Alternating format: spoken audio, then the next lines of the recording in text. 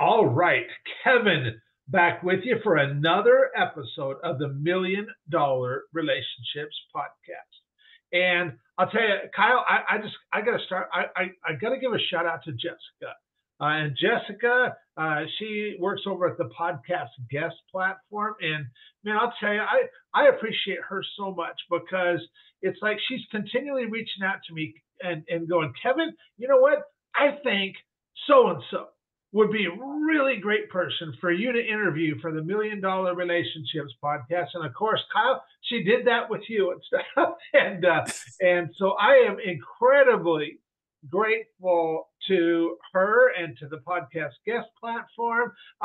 She has never steered me wrong. And so when she comes up with a suggestion like that, I'm just like all ears, and I'm like, Jessica, whatever, if you feel that way, game on. I'm ready to roll. And so I have been really looking forward to this conversation, Kyle. And you and I, we had an opportunity to connect before, and you this will be a very unique interview for anybody that's listening to this and might not be able to see, because we typically release the podcast on audio only, but we do have instances where people are seeing the video too and stuff.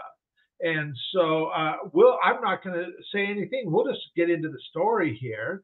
And Kyle, I'm just going to turn it over to you. So what I'd like to do is kind of start off by just setting a little bit of context.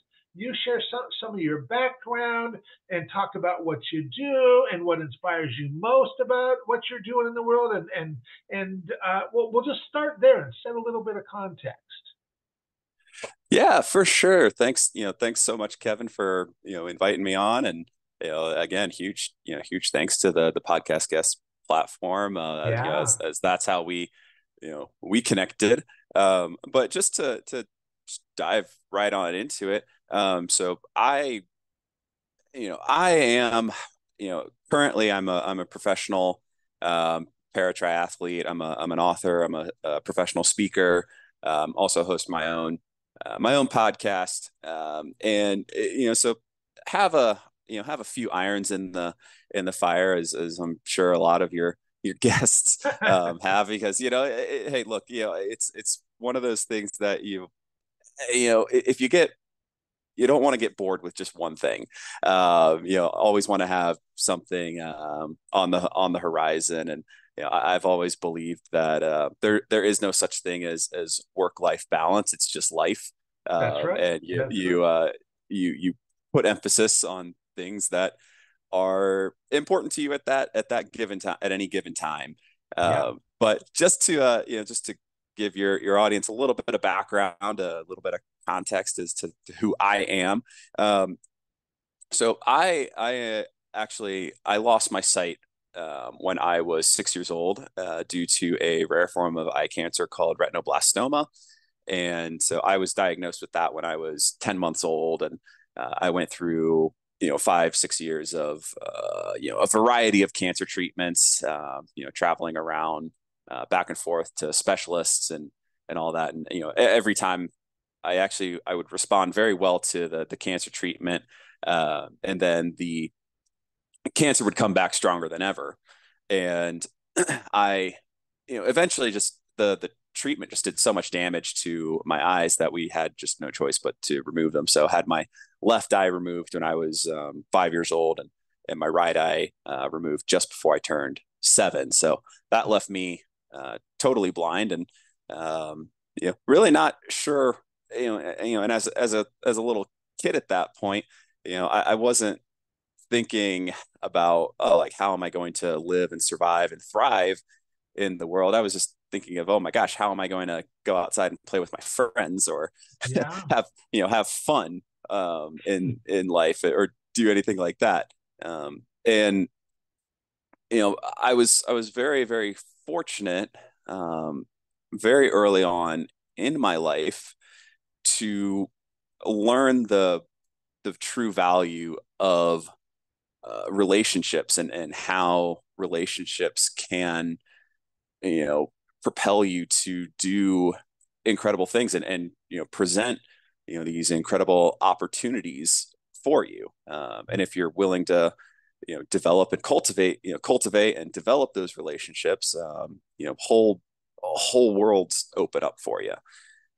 And so not too long after I went totally blind, I was connected. My family was connected with a gentleman named Ed Weinmeier, who happened to have a son who was also totally blind, and Okay. so Ed came to my dad's Rotary Club at the time, and gave a talk on this, his totally blind son, who was this skydiver, mountain climber, skier, just crazy adventure athlete. And and I didn't believe that this blind guy was doing all this stuff. And so Ed basically arranged. He was like, "All right, well, I'll prove it to you. I'll arrange for Eric to come down and meet you." So Eric came down to where we were living at the time in Florida, and I got to meet Eric and talk with him and ask him just a whole bunch of questions of how he did these things, how he rock climbed, how he skied, how he tandem biked, how he skydived, all these crazy adventure activities.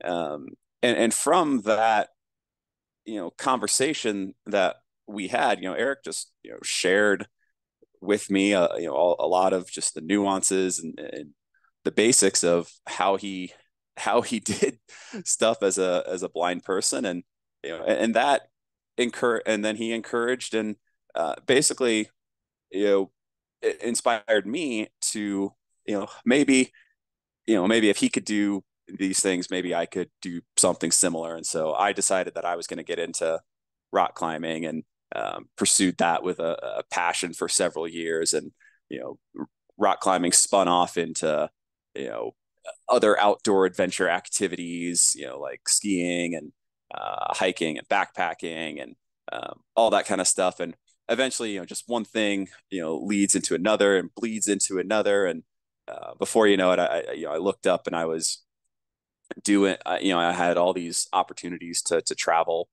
around the world. Travel to South America to do some hiking in the Andes, travel over to Africa to climb Mount Kilimanjaro, and this was all before I even got out of high school. Wow. And Wow. eventually, found my way into college, and then all the way through college, and eventually made it to a point where I was ready to tackle other challenges and got into endurance sports. So things like marathon running and triathlon, and eventually that took me to where I am today. For the past 5, 6, 7, 8 years, competing at some of the highest levels of the sport of paratriathlon. I'm currently living at the Olympic and Paralympic Training Center in Colorado Springs, and I went to the Paralympics in Tokyo back in 2021, and I'm currently situated at poised to return to the Paralympics in Paris later this summer. So yeah, it's been quite the ride. So that's the 30,000-foot view, but it all started, with just that relationship that, just a simple conversation that developed into a relationship that inspired me to, pursue a life, without limits. And Yeah. so that conversation, that relationship helped lay the groundwork and the framework for me to then go on to develop and cultivate and develop other relationships, which have also elevated me to the success that I've been able to have over the course of my short 32 years or so. Wow. Wow. I'll tell you, what an inspirational story that is, Kyle. And I know, I know you do public speaking. I know you share your story, your life story, your experience. And Mhm. I can only imagine how impacted people are when they hear from you. Because I'm just sitting here right now and I'm just like, man, I am an able bodied guy who has been blessed to have sight all my life. And here is this guy, Kyle, who lost sight in one eye at 5 and the other eye at 7. And so that's 20, the last 25 years of your life, you've been without sight. And yet look at all that you have done. Look at all that you have. I mean, quite honestly, I'm listening to your story going, how the heck do you even do this? How do you even do rock climbing when you can't see? And I'm just like, I got so many questions, and but what is just really hitting me right now is like, man, what an inspiration! Because you look at this and you're like, man, I'm an able-bodied guy. What is stopping me or anybody else, for that matter, from doing anything that we want to do when you got Kyle over here doing all that he's doing and maybe is not, quite as have all the advantages that somebody else has. And so I'm just, I really appreciate you taking the time to just have this conversation today, Kyle, and just share from your heart. And I just want to acknowledge you. And um, I wanna switch gears just a little bit and dig in deeper to this relationship piece because I have a feeling it has played such a major role in your life. And so I want to, so I'm just going to switch gears just a little bit. I'm going to reiterate the question for the benefit of the listeners. And so, Kyle, have you ever been introduced to a person or persons that completely changed the course of your life, so much so that much of what's going on in your life and in your world today wouldn't even be happening if not for this person or persons? And I'm just really excited to dig in deeper with you and hear more about your experience around this topic of relationships. Yeah, no, for sure. And I mentioned, I would say that the person that probably had one of the biggest impacts on my life and a relationship that I've, had over the past, 25 years or so, has been Eric Weinmeier. Okay. So, Eric, like I mentioned earlier, Eric and I sat down and talked when, I was just, 7 or 8 years old. Yeah. And, without without this, you know, adult, totally blind figure in my life who was, doing some pretty incredible and amazing things, someone to look up to, someone to model myself off of. I don't know if I take on the challenges and, you know, have the success that I have, um, without that conversation. Yeah. And Eric and I went on to, develop we've developed a pretty good friendship, over the last 25 years. We're still, we still stay in touch to this day. We've done some pretty cool adventures together, and I'm sure we'll get into more shenanigans and stuff, later on in down the road. But yeah, I would say that was one of the biggest relationships that, you know, Eric was the same age I am now. He was like, 30, 31, 32 years old, and, meeting with this little 7-year old kid. Yeah.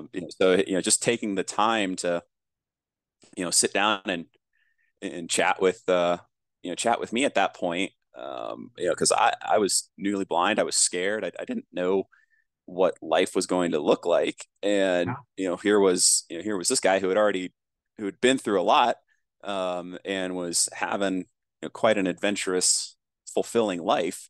And so, that, and inspiration is a funny thing.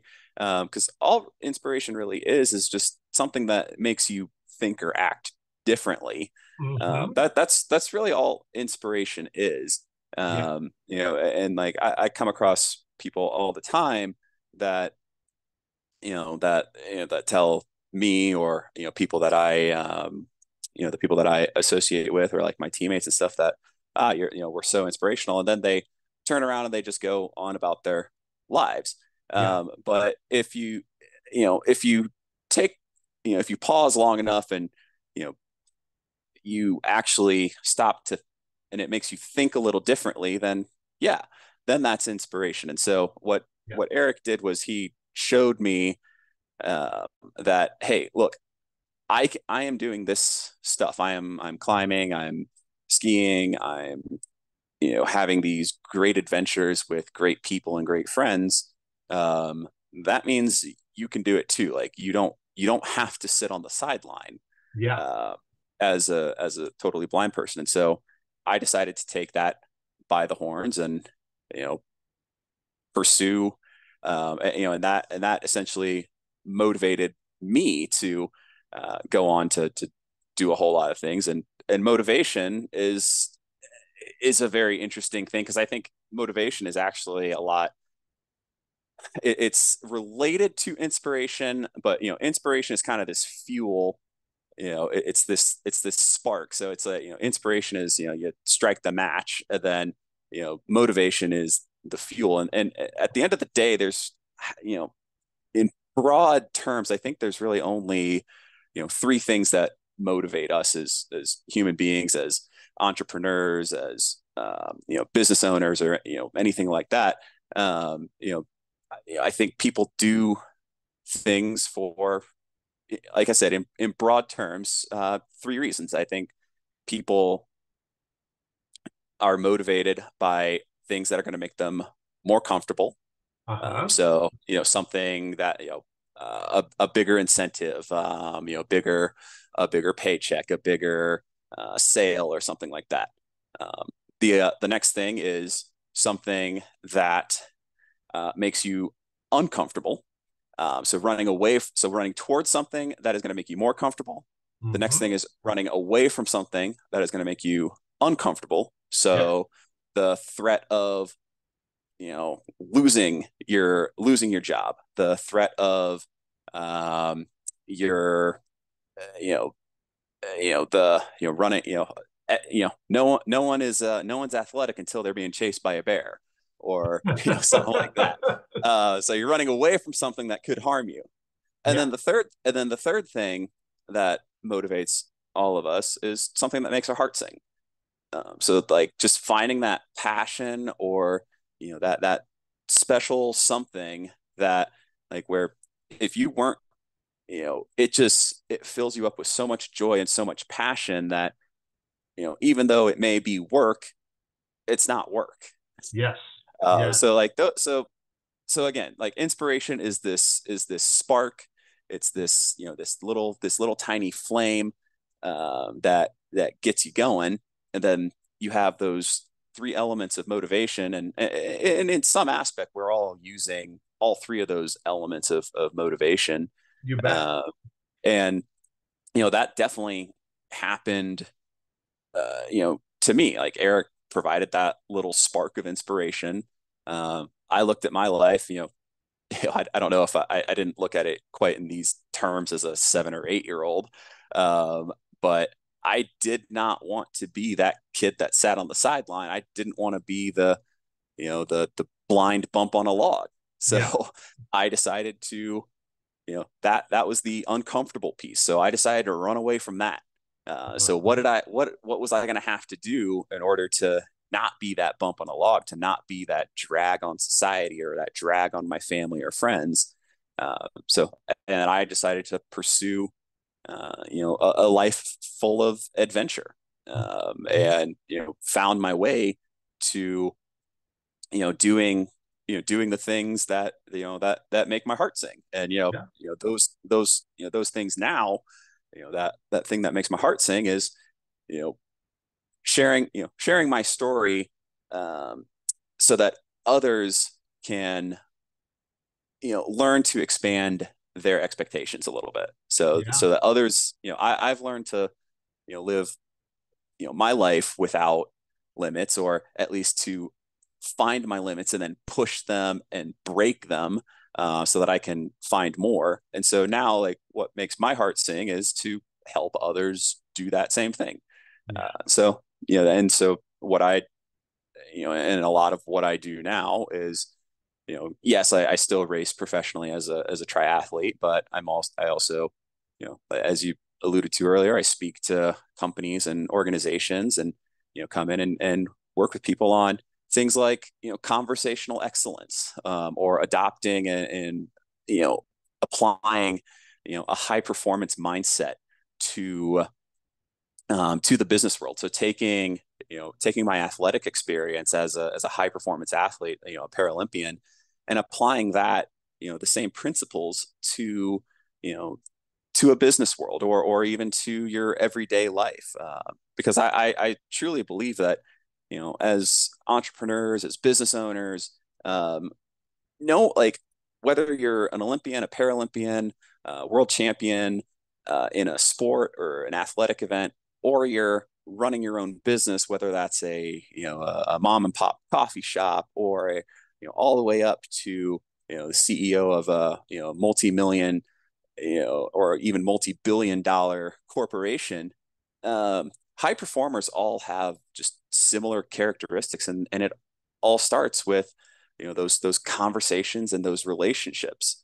Yeah. um, Yeah. because, and so, yeah, so what I do is I come in and I help, outline that path, and show that high performers are all essentially the same. We just do simple things really, really well. And then we do those simple things even better. And then we stack it on top of each other day in and day out. Yeah. Yeah. Wow. So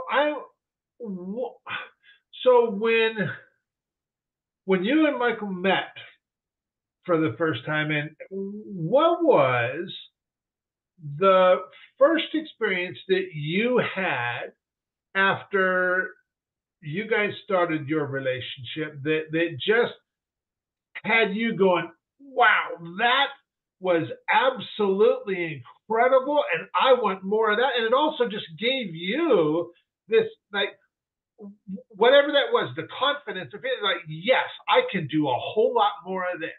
I would love to hear about, like, that one of the first experiences that you had that where just kind of led to all that's happened since then. Well, oh man, there's so many different things that so many different directions I could go in. But I would say that one of the first experiences that I had shortly after meeting Eric was, you know, I, we had a family, we had some family friends that were members of a local rock climbing gym, and Okay. they took me to, at this time I was like probably 8 years old, and my our family friends took me to the climbing gym, and um, my family friend, was like, hey, I don't know exactly how this is going to work, but um, you know, uh, I'll talk you up the wall, and I'll use your hands like the hands of a clock, and the wall as a clock face, and we'll just figure this out as we go along. And so, he coached me up the wall, telling me, things like right hand out to, 3:30, left hand out to 11 o'clock. There's a foothold at about 4 o'clock. Get your right foot on there. And so eventually, just climbed up this, 30, 35 foot wall, and, got to the top, and it was like, all right, this is exhilarating. This is really cool. I'm Wow. like Very perched way up cool. here, and this is cool. And then I realized that I still had to get down. And I didn't really know how to do that. And so David, our family friend, he yells up to me. He's like, all right, just, sit down in the harness. And what I want you to do is jump. Uh, and I'm just, I'm thinking, oh, all right, crazy man with 2 feet on the ground, you know, is telling me to just jump and trust that this rope is gonna hold me up 30 feet in the air. Like, what in the world? But I do, and I jump, and there are these there are these things in, physics called, pendulums, and like, when you swing, when a pendulum is put in motion, it's supposed to stay in motion unless an outside force interacts with it. Yeah. So like a climbing wall.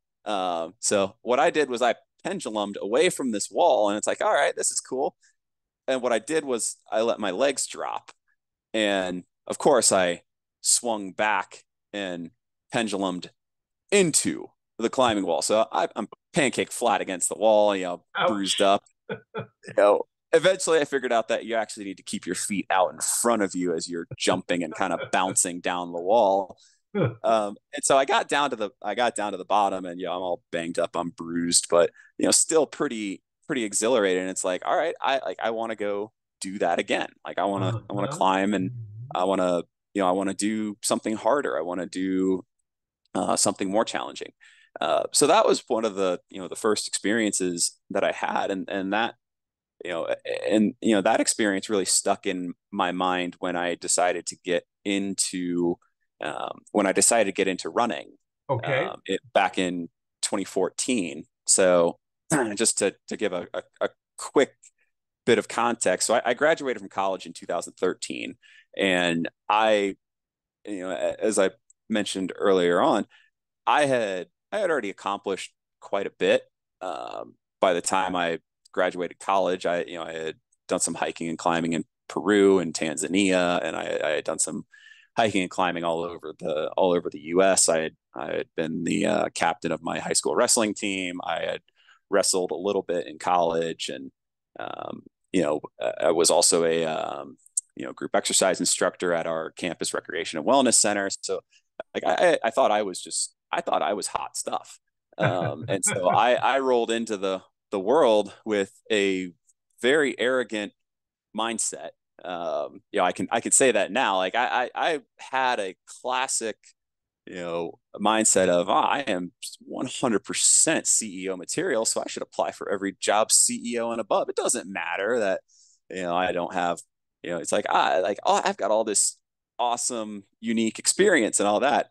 Uh-huh. Um, and so what I then realized, I started just climbing my way down the corporate ladder. And so, and eventually, I looked up, and a year had gone by, and after I'd graduated college, and I was unemployed. I was broke. I was in debt. And just, I was at a point where I was like, man, you know, maybe I'm not that great or cool of a person. And so I walked into a grocery store and applied for a bag boy job and didn't get it.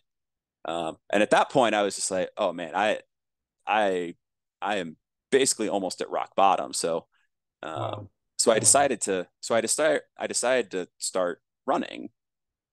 And so I basically Googled, how does a blind guy run? And found out that okay, you need to have find a guide, and you run with the guide, and the guide tells you left, right, step up, step down, gives you directions, and all this, so not too dissimilar to when I was rock climbing, or Uh-huh. hiking or something like that. It's just at a slightly faster pace. And one of the things that I had to do was connect with people in the running community. So I Yep. reached out I Googled around, reached out online, and sent some emails. And one person happened to message me back and was like, "Yeah, I've never guided a blind person before, but well, let's figure it out. We can do this." And so I arranged and met up with him, and um, we you know we we decided to just try this running thing out. And I think we made it a quarter mile into our run, and I ran into a pole. Ouch. Like, just run into a pole, and I'm rolling around on the ground clutching the family jewels. And I'm in my head, I'm thinking, oh man, like this is not a great start to my running career. Yeah. um you know but at the same time, this was a familiar position, because I had already, in climbing, my you make it made it up my first climb, and then pancake pendulum into a wall. So it's like, Mm-hmm. okay, Mm-hmm. this isn't that different. And so I got up, dusted myself off, and continued running. And the person that guided me that day, he and I went on to become extremely good friends. We actually became roommates about a year after we Okay. started running together. And he guided, and he was the one that got me into triathlon and introduced me to that sport.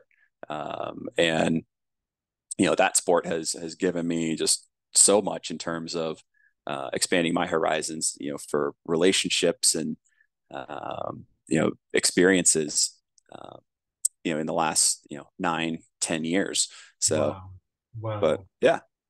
That is awesome.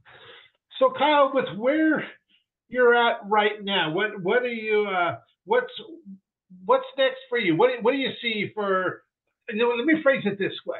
Um, if you and I were talking in a year to two from now, what would have had to happen in your life for you to just be totally jazzed and excited? Oh man.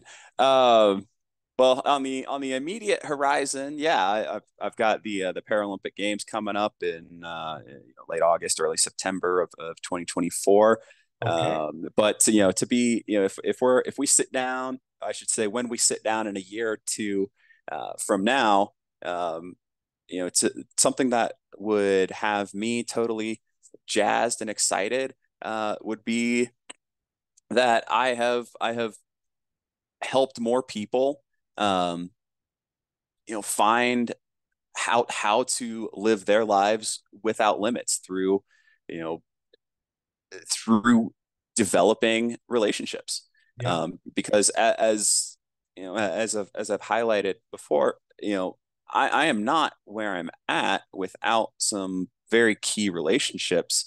And so if I can help people, if I can come into, to businesses, or work with, entrepreneurs, or, teams of people to, adopt high performance habits to, their conversational excellence, and to make more of their conversations count instead of just counting up the number of conversations that they have, that would really jazz me up. I would, I'm closer to the end of my professional racing career than I am to the beginning.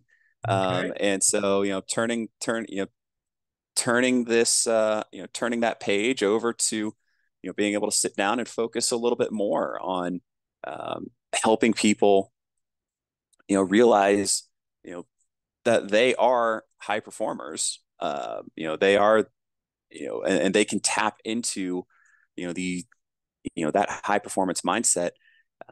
And if you help, and if we can get people to, have more impactful conversations, ask better questions, those will lead to deeper relationships. And it's then that, when we have those relationships, well, it's then that we have the opportunities, and then those opportunities are going to lead to, action.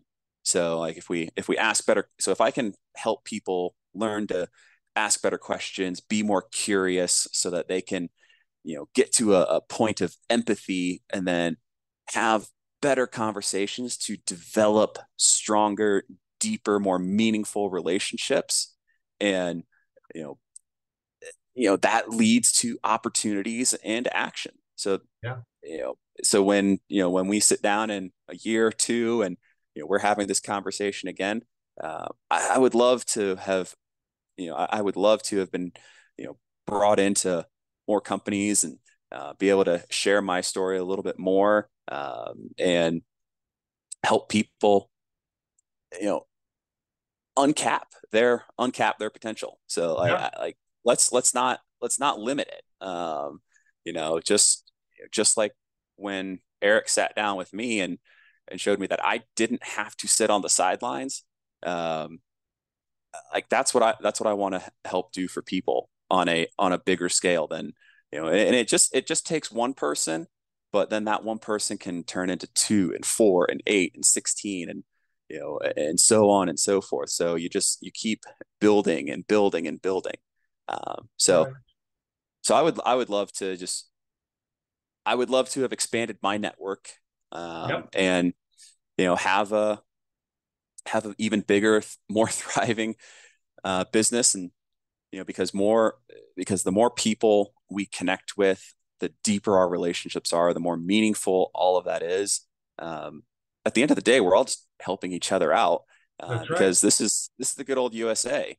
And there's a reason why the USA is the best, and that's because we believe that anyone can do anything no matter where they start in life. That's right. And every finish line is really just a new start line.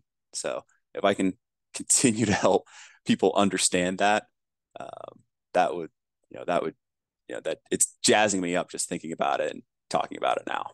That's cool. That's cool. Kyle, I want to thank you so much for taking the time to have this conversation today. And I know that there's a number of people, I'm sure, listening to this going, man, Kev, I really love Kyle. And I mean, I totally love the way he shows up. And so, how can they find out more about you and the work you're doing? Any websites, any resources that we can share with them? Yeah, for sure. Easiest way to get in touch with me is just, drop me an email, kyle@kylecoon.com. That's my website, kylecoon.com. You can also connect with me on LinkedIn. You can just search Kyle Coon. Pretty pretty easy to find. Okay. It's also super easy to find me on Instagram. I'm at Iron Kyle. That's EYERONKYLE. I'm probably most active on Instagram. Okay. So if you want to see some of my adventures and stuff like that. But if you want to just get in contact with me directly, drop me an email, kyle@kylecoon.com. And let's keep the conversation going and develop some deep relationships. Awesome. Well, Kyle, once again, thank you so much for taking the time to have this conversation. Really appreciate it and really appreciate you. And I'm totally stoked to get this out there and share it with a whole lot of other entrepreneurs. So thanks so much again. Awesome. Thank you, Kevin.